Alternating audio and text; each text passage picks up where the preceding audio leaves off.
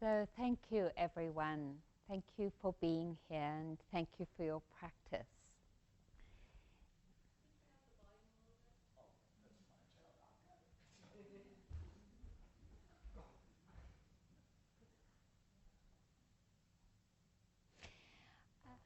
Sometimes for some of us who come regularly to sitting groups,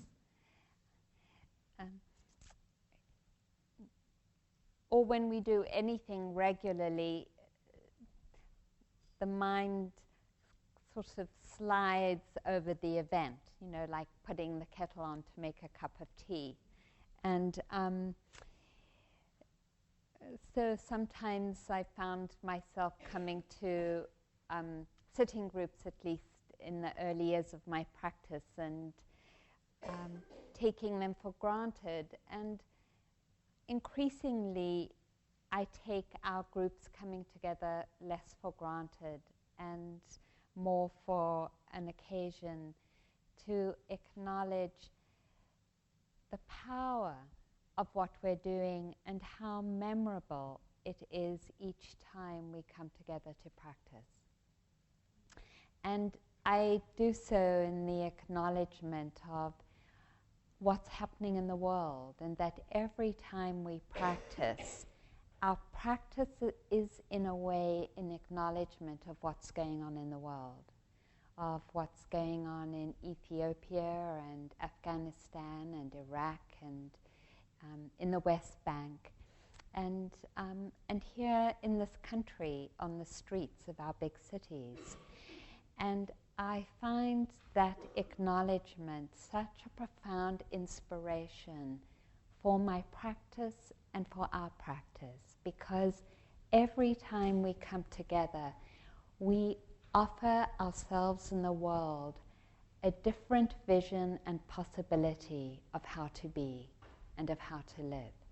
And even if that was just one moment of mindfulness, that moment is so radical. In fact, the Buddha said one moment of mindfulness is more important than living 100 years without it, because it is a moment of purity. It is a moment of knowing, and in that knowing comes the conditions for making choices in our life, and we couldn't make those choices without that moment of mindfulness. And why is it so radical to be here? Because we are sitting for all the people who don't have that moment of choice, for the different conditions in their lives where there isn't mindfulness. And because there isn't mindfulness, there isn't the capacity to make that choice. The choice of healing, the choice of ethical living, the choice of turning towards the heart rather than away from it. And so it just feels profoundly memorable and calls for great celebration to again sit here with you. So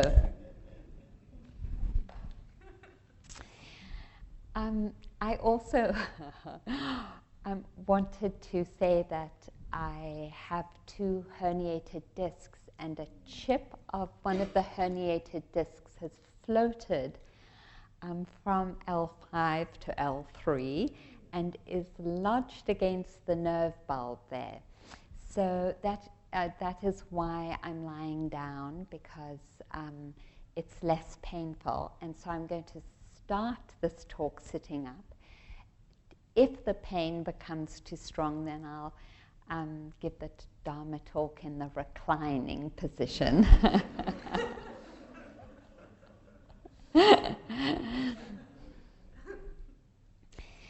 So because we're entering into the season of Hanukkah and Christmas and solstice and the Kwanzaa and the other celebrations that are part of this year, I wanted to start this evening with a story that Ruth Dennison, my root teacher, told me. And it comes from a question when I asked her, what was her most profound meditative experience? And for those of you who don't know, she trained with Uberkin, who is the same teacher that empowered Goenka. And she had described many occasions her training with Uberkin. She trained in his meditation center in Rangoon, and she trained in a room. It was kind of like a concrete room, 5 foot by 10 foot, very, very small cell. And she was in that cell pretty much 24/7, apart from when she went out to eat. And the instruction would be Uberkin coming in the morning, opening the door before he went to work. He was the equivalent of, he was the General Secretary of Finance and various other departments. He was actually a very big wig in the Burmese government. He would open the door before he went to work and say, Anicca, Anicca, and then close the door. And that's the Pali word for impermanence or change, and that was the instruction for the day. So she talks about all the challenges and rigors that she went through with her training with Uberkin, and so I thought that she would maybe say something about that time when she was with him for 3 months or subsequent times, but she didn't. What she said is that her husband Henry, who came from a family who had a lot of shares in the Santa Fe Railways, so had some money, had married her, and after a number of years had come to her and said, you know, Ruchen, I want to give you a really special gift that's been a family heirloom. And even though we're married, there was some part of me that didn't feel ready to give this to you, but now I do. And he presented her with this very exquisite diamond and sapphire and ruby ring that was worth a lot of money. And she was very touched because they had, although they were married, a somewhat independent relationship, and the fact that he was giving her this very special family heirloom meant a great deal to her. And it felt like an acknowledgement of her really being received into this quite classy family. She had come from a very ordinary middle-class family in Germany, and so this was a sort of big deal. Soon after this gift, she and Henry decided to go on a vacation to Mexico, and they decided to take a train. And so they were on the train going down into the southern part of Mexico. And she looked at her ring and thought, you know, it might not be such a great idea to be traveling with this really fancy ring on my finger. I think I'll put it in my handbag. So she put it in her handbag and then realizes she wants to go to the toilet. And she says to Henry, Henry, I've put the ring in my handbag and I'm going to the toilet, so keep an eye on it. She goes into the toilet, and because she's such a dedicated practitioner, she decided to do some walking meditation up and down the halls. And one of the things that inspired me to study with her is that there really wasn't a separation between retreat time and non-retreat time. I spent many months with her outside of retreat format, and she was diligent about practicing all the time. So she was walking up and down the corridor. Meanwhile, this very young, handsome man comes into their compartment, dressed in a white silk suit, and sits down and starts talking with Henry. And he's very charming. And he's talking and talking and talking, and Henry starts to drift off. Somewhat later, Ruth gets a sort of inkling. I think I should go back to the compartment. So she goes back to the compartment, and she sees Henry happily asleep, snoring. And this man, almost, 4/5 out of the window with her handbag. And she watches him as he sort of tumbles down onto the ground and starts running with her handbag. And she said, in that moment seeing him, she wished that he might not suffer any negative karma from stealing her handbag. And she said that wish just came into her mind, and in that profound letting go of the ring and everything in her handbag, her mind opened. And I felt very touched by that, and I felt very touched about that vision of how we relate to our things.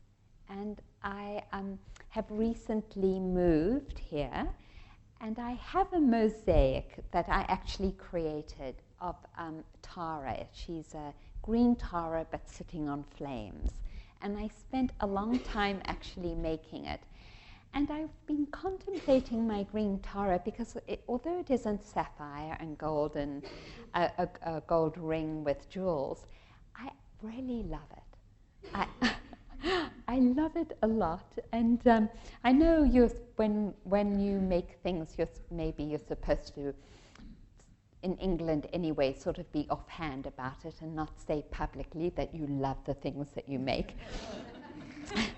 But I actually love this Tara that I've made, and that she sits centrally without shame on my altar.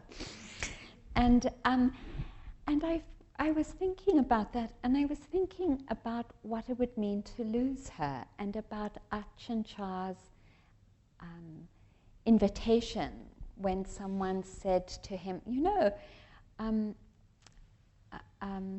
Bhante, I notice you use the same cup for your tea all the time.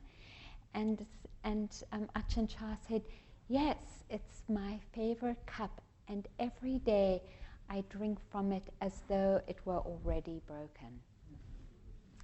And I think about that relationship to Tara and to my other things. And as I was thinking about that, I thought I'd like to invite you to imagine what it would be like if you were in your house or your home or your room, and to imagine everything being broken. The pictures, the bed, your lamp, your teacup, your clothes ripped. And as I imagined it for myself, I was like, wow, I remember when I lived in monasteries for 2 years, and I lived out of a suitcase, so I really didn't own anything. And what it was like. And it had a similar feeling to imagining everything in my room, including my Tara, being broken, because I realized that what was left was my heart. That even though I loved my Tara and everything else, what I realized in loving my Tara and loving the sweater, which my ex gave me many years ago, and as when we were still together, and so it carries all kinds of stories and incidents, that it's not really the thing that's so important, but my love of it. And that my love resides in my heart. And that no matter what we have or what we don't have, we have a heart that always has the capacity to love. And this reminds me of the many times actually I've hung out in pubs. I lived 12 years in London, and in London you hang out in pubs not so much even for the drinking, because there's most of us drank bitter, and I don't know if any of you have been in England and drank bitter, but it's like 2% alcohol, and it's like in this big glass, so you're sort of drinking liquid more than you're drinking alcohol, and it's really just a place to get together. And partly it's a class thing, because a lot of the homes, if you don't have money, a lot of our homes weren't that comfortable, and so you went to the pub because you were warm, and a big thing, and it was a place to hang out with your neighborhood. So anyway, you're hanging out, and you get to chat with all these people that you wouldn't normally chat with. And I can't tell you how many times I have ended up in conversations with people who fought in the Second World War, who said it was one of the best times in their life. And it would always be amazing for me to hear it. And I would say, why? And they said, because we were really there for each other.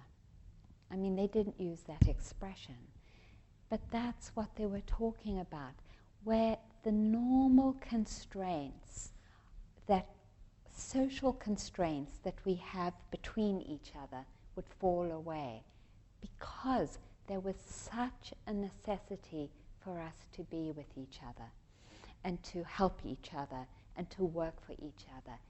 And they said that even though there was so much death and so much deprivation, it was actually a really special time for them. That acknowledgement again of really it doesn't matter what the conditions are. What matters is what's happening in our heart. And I think of it too because I actually am quite disabled at the moment. I can't cook for myself. I can't stand really for very long. I can't walk for very long. I'm kind of been hanging out in my bed for weeks. And so I've been very dependent on the Sangha to come and bring me food. And it's been such a challenge to let go of that place of thinking I should be able to do it by myself. And such a challenge to receive the generosity that's been given to me. I mean, in a way, living on dana is an incredible challenge, because when you're paid for something, there isn't the same invitation to really receive it with an open heart as there is with dana. It is such vulnerability to receive gifts in that kind of way, and being sick only intensifies that, because we know that when we're really sick we can't do it by ourselves. And what it means not only to ask someone to bring a meal, but actually to keep asking someone to fill the kettle with water and to pour it and to carry my teacup, because I can't actually even carry a teacup for long, because any weight presses down on the spine, and then that presses down on the... I don't exactly understand. I read the MRI report about why that bit of disc is lodged by the nerve, but anyway, the result is that I can't carry any weight at all. And I think of the refuge of Sangha and what it really means, because we chanted it, you know, what it really means to renounce trying to do it by ourselves, and the kinds of social distance we keep with each other because we think we have to do it by ourselves, and what it means to let go enough to really receive what we give to each other, to really receive it. Just our presence now, that we are not alone. And to receive that someone turned to us and said hello, to receive the metta that is given to each one of us by our friends or our pets or our community or however it is, to really receive it.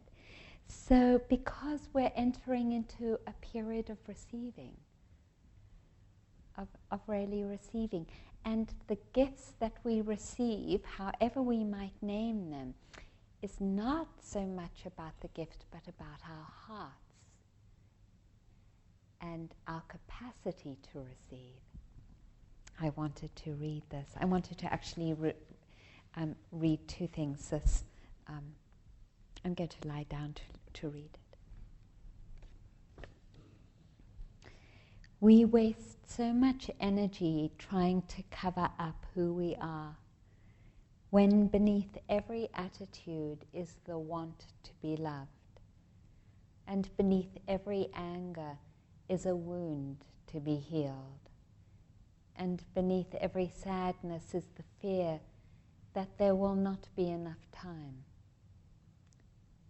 When we hesitate in being direct, we unknowingly slip something on, some added layer of protection that keeps us from feeling the world.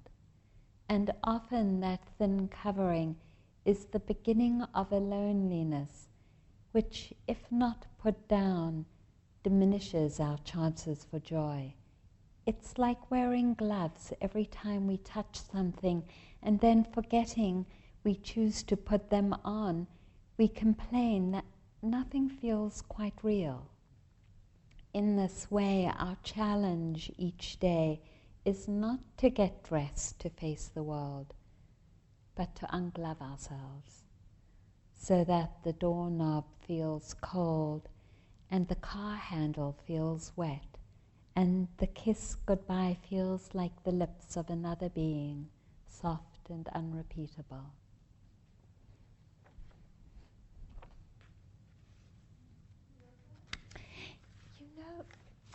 Someone gave it to me without an author, and so it might be some of you actually might come across it, and then please email me and let me know.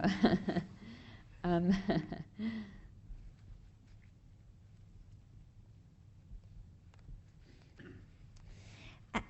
so I think about the glove and the way we glove ourselves and the way we armor ourselves, and I think about how often we talk about stress and being stressed, and I wonder what your thoughts are about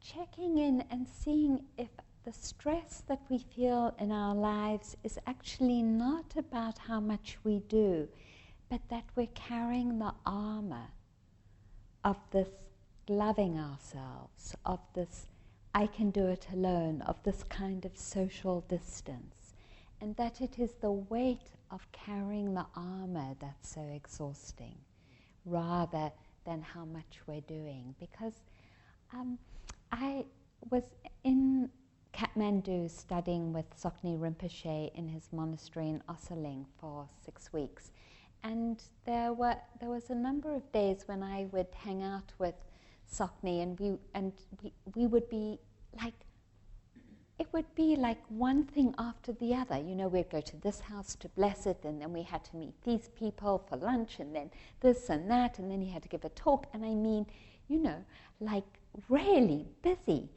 And I said to him at the end of the day, because I was exhausted, I said, "So, are you tired?" He said, no, I'm not tired. And I think of a really lovely simile that John Bradshaw, do you remember John Bradshaw? He was like really big in the 12-step program. He gave or told a story that really stuck with me. And it was about someone, I mean, it wasn't a real life story, it was a simile of what he was teaching, of someone in the middle of an ocean drowning, coming up for air, drowning, coming up for air, drowning, and a boat comes along and sees that this person is struggling, and they also see that this person is holding a big iron weight ball, so no wonder they're drowning. And so the person on the boat says, drop the ball, drop it. You know, and the person struggling says, but I've been holding on to it my whole life.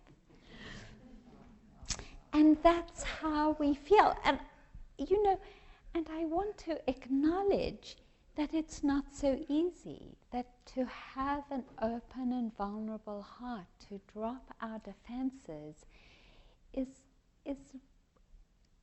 not easy, otherwise we would all already be undefended. So really, we're talking about an invitation to practice rather than an expectation of lightening our load. So, opening our hearts and becoming more vulnerable to each other. And I had someone bring me lunch today, and we were chatting, and she turned to say goodbye, and she said, you know, you're really amazing. And I watched my mind turn away a little bit, because it's so vulnerable to receive that. And the reality is that we all are amazing because we're alive. Because we're alive and we're human beings. And so when I pass it on to you, because I know that it's true to say that each one of you are amazing, is it possible to really open up and to receive that? Because that's what it means to drop the ball. And when we open in that way, we become real Sangha, because then we really are receiving the true reflection back that we give each other. Of course there are times when we lose it. Of course there are times when we're irritable or angry or hating or envious. Of course there are times when someone's talking to us and internally we're saying, oh, just shut up. You know. Of course there are those times, because we have history, we have conditioning, we live in this culture. That isn't the important part of our reflection. The important part of our reflection is the vision and the intention that each one of us carries in our hearts that brought us here today. It is where we're aligning our minds. And I know that each one of us is aligning our minds to that which is beautiful, to kindness, to metta, to presence, to an open and vulnerable heart, to determination and truthfulness, to the capacity to renounce, to generosity. I know that is where each one of us is aligned, and it is that alignment that makes us beautiful. It is also that capacity, and I know again that each one of us has it here because we've already practiced it, to fall out of alignment, to forget, and then to pick ourselves up again and to realign. In the same ways that when we meditate and we've aligned ourselves to connecting with our breath and we forget, we bring ourselves back. I don't know about you, but I've probably done that 1,000,000 times. Forgotten, come back, forgotten, come back, forgotten, come back. You know, and the forgetting isn't important because of course we forget. We're not fully enlightened. We're in training, so of course we forget. What is important is that we remember and we come back. And that's why we're here. And that's the true reflection of our beauty. You know, so when the Buddha, and I forget which sutta it was, when he said, I want you to go to the marketplace and to see that in the marketplace someone has been murdered, and to come back to your room, and he says this, to come back, sit on your bed and reflect that you haven't murdered anyone. And then he says, I want you to go into the marketplace and see where someone has stolen something, and then to come back and sit on your bed and reflect that you haven't stolen anything, that you haven't taken what has not been freely offered. And I want you to go into the marketplace and see where someone has been raped, and to come back and to reflect that you haven't raped. And I want you to go to the marketplace and see where someone has lied and spoken inappropriately and unkindly, and reflect that you speak kindly. And I want you to go to the marketplace and see where someone's been so drunk that they've committed, they've not practiced any of the precepts, that they have killed or fought or hurt someone or stolen in some way.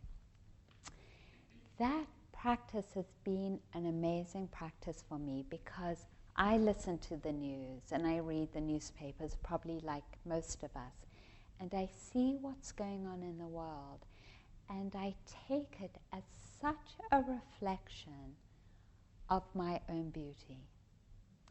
It is such a reflection of the profound blessings of the Dharma and of our practice and of our maturity that, and I'm just assuming this because I know some of us might have fought in wars, so that at least for now, you know, at least for today, that none of you have killed anyone. And really reflecting on the power of that, on the power of the virtue inside of you and of the strength in your heart that you haven't killed someone, that you haven't, I'm assuming this again, been part of a Ponzi scheme and stashed away millions of dollars or billions of dollars, that you haven't raped someone today. These are really beautiful reflections in terms of seeing ourselves truly as we are. And this isn't about, oh, I'm so cool. You know, it isn't about that at all. It's actually the practice in the Satipatthana Sutta of general comprehension. Because every time we comprehend something like, oh, I just came back from a moment of distraction, we actually support mindfulness. And when we comprehend our beauty and our beautiful qualities, we actually support them. It is a way to strengthen the heart so that the heart might continue to open. Because when we are identified with the negative energies, we are less likely to be able to receive. And this is a special time of reception. And that capacity to receive depends on our own capacity to know our goodness and our beauty, so that we might receive. So,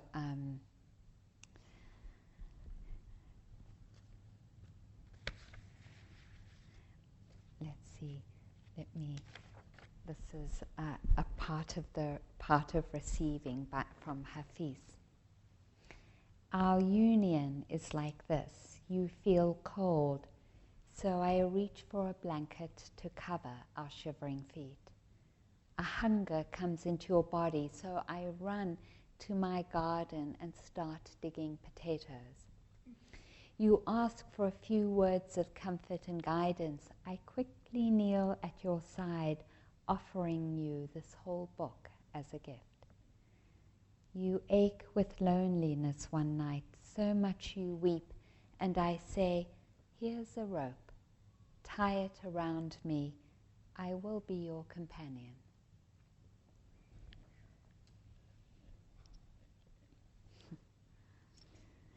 So I would like to invite you actually to break into groups of 3 or 4 and to take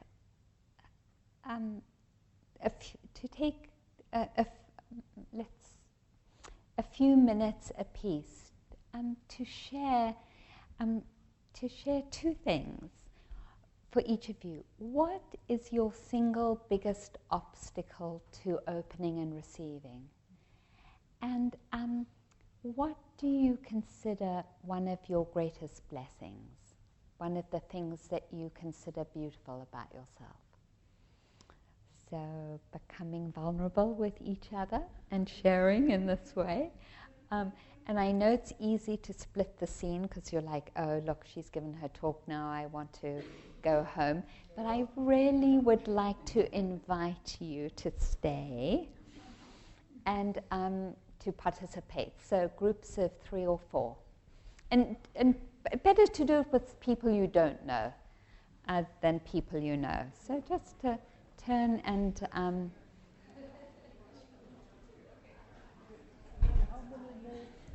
How many minutes probably about 10 minutes. 10, yeah. And yeah.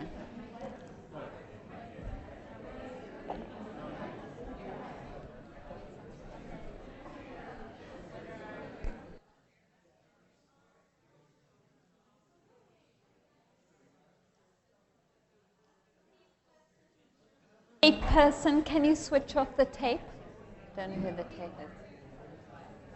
Can you share what is most difficult about opening and receiving, and then what you think your greatest blessing is?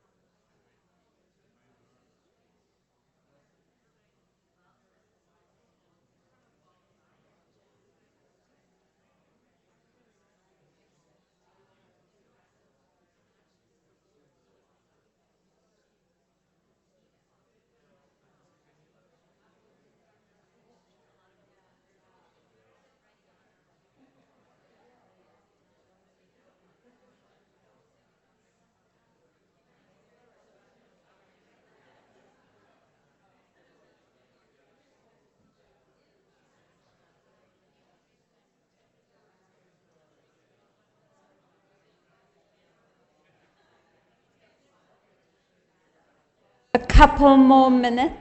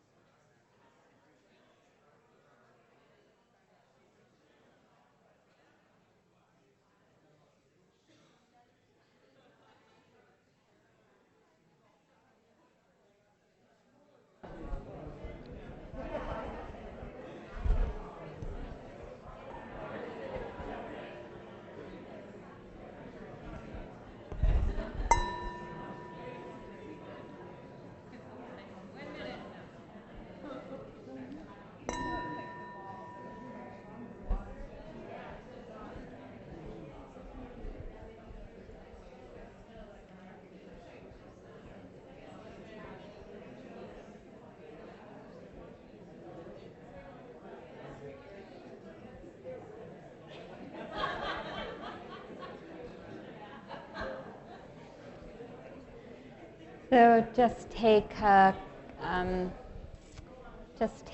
few minutes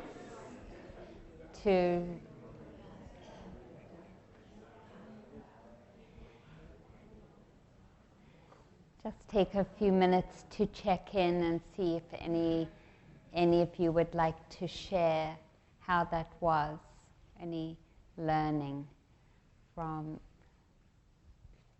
the Dharma talk or from sharing in your group, if anything struck you.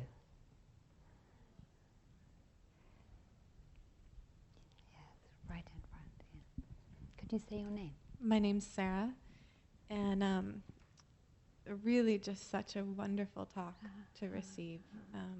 Really, really, really wonderful. And the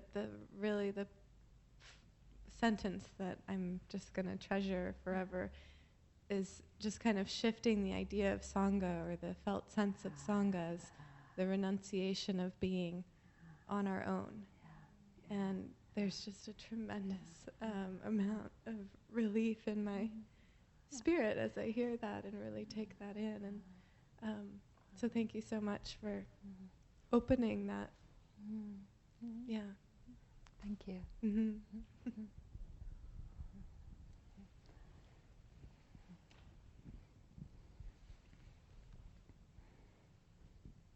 My name is Larry, and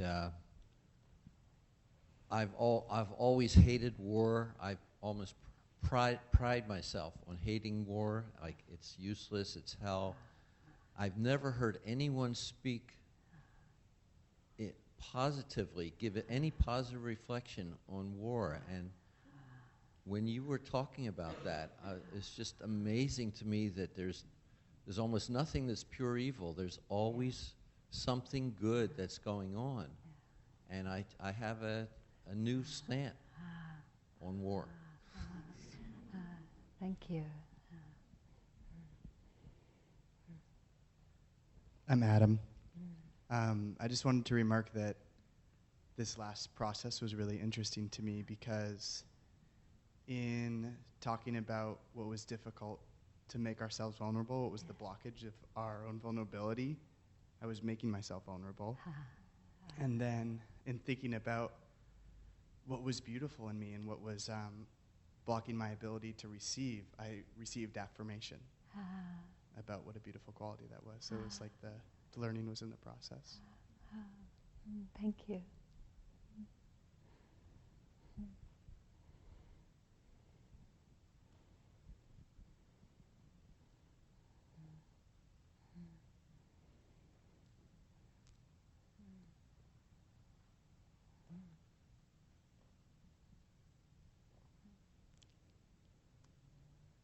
Someone there?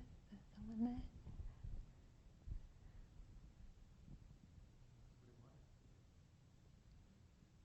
Oh, yeah, someone. We can end. Hi, my name is Ray, and I feel really connected to this part of sitting for those who can't sit or who may not have those moments of mindfulness. I feel a deeper dedication to my practice, just remembering that.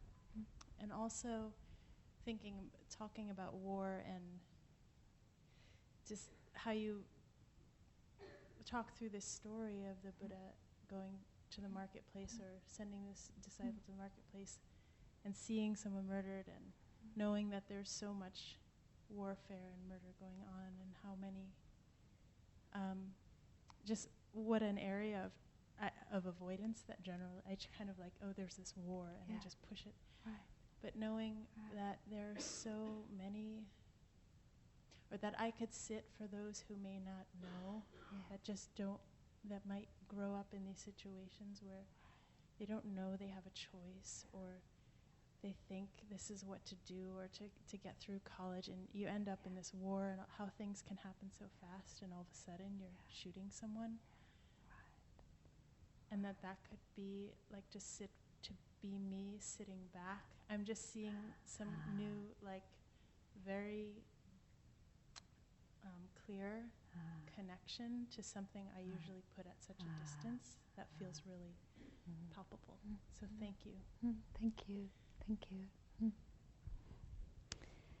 So then let's all stand up to share the merit of our time together and hold hands. I know.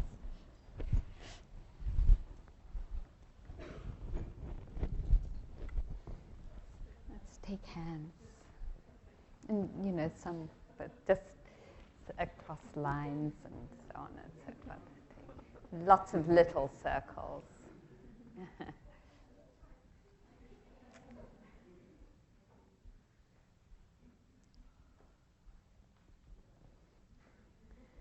So reflecting again on the blessings, the beautiful qualities of our practice, of our presence here, of our listening and our sharing,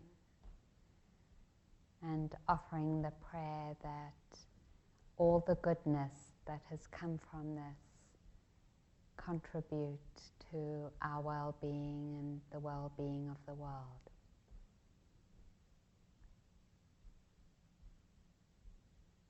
Thank you, everyone. Thank you. Thank you. Thank you. Thank you.